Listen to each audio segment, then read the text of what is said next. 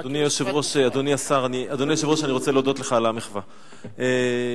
אני בזמן האחרון נמצא הרבה באזור של דרום תל אביב, ואני שומע את תלונות האנשים, ומצטברות אצלי סוג מסוים של תלונות.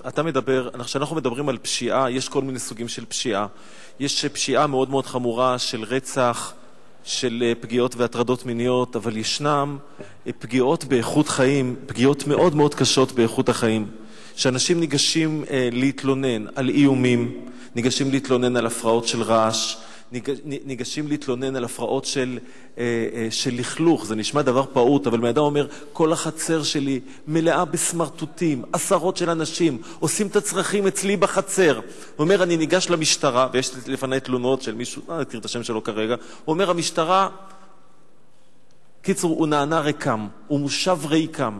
האם השר שהזכיר כרגע את הבעיה, ואנחנו שומעים שהשר ער מאוד, האם יכולה או שתינתן הוראה למשטרה להגביר את הנוכחות, להגביר את האכיפה, שהאנשים האומללים, באמת האומללים שגרים שם במקום, הפגיעה בהם תצטמצם במשהו? תודה רבה. חבר הכנסת בן-ארי, נתתי לך לזעוק את זעקתם של האנשים, אבל חבר הכנסת מיכאלי,